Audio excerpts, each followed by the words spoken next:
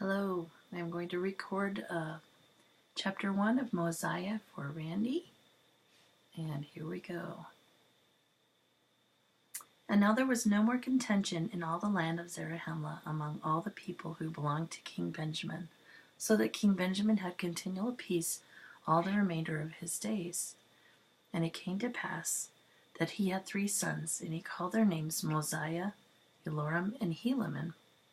And he caused that they should be taught in all the language of his fathers, that thereby they might be men of understanding, and that they might know concerning the prophecies which had been spoken by the mouths of their fathers, which were delivered them by the hand of the Lord. And he also taught them concerning the records which were engraven on the plates of brass, saying,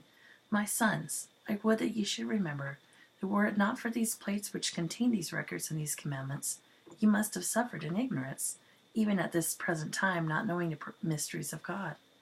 For it were not possible that our father Lehi could have remembered all these things, to have taught them to his children, except it were for the help of these plates. For he, having been taught in the language of the Egyptians, therefore he could read these engravings and teach them to his children, that thereby they could teach them to their children, and so fulfilling the commandments of God even down to this present time. I say unto you, my sons, were it not for these things which have been kept and preserved by the hand of God, that we might read and understand his mysteries and have his commandments always before our eyes, that even our fathers would have dwindled in unbelief, and we should have been like unto our brethren the Lamanites, who know nothing concerning these things, or even do not believe them when they are taught them because of the traditions of their fathers, which are not correct. O my sons, I would that ye should remember that these sayings are true, and also that these records are true. And behold also the plates of Nephi, which contain the records and the sayings of our fathers, from the time they left Jerusalem until now, and they are true. And we can know of their surety because we have them before our eyes. And now, my sons, I would that ye should remember to search them diligently, that ye may profit thereby. And I would that ye should keep the commandments of God,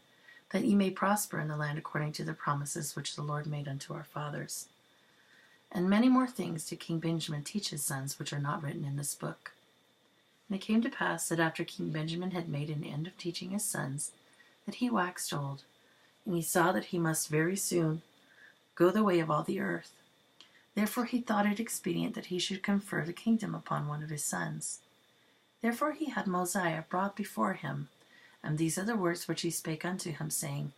My son, I would that you should make a proclamation throughout all this land among all this people, or the people of Zarahemla, and the people of Mosiah who dwell in the land, that thereby they may be gathered together.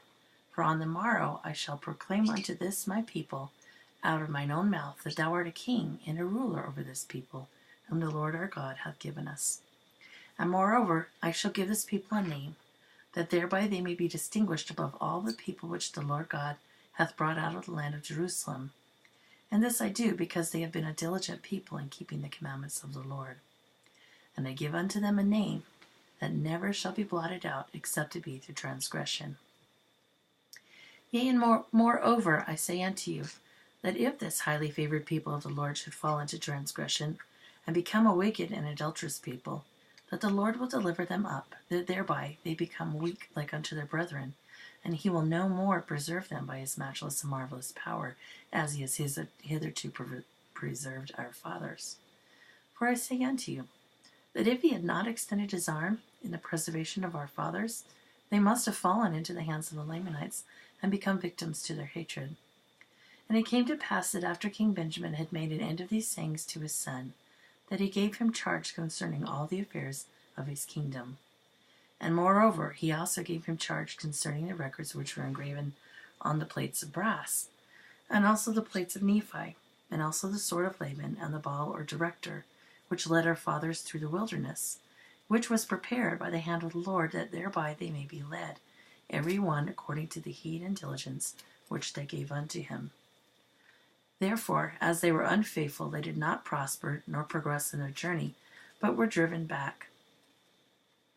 and incurred the displeasure of God upon them. And therefore they were smitten with famine and sore afflictions, to stir them up in remembrance of their duty.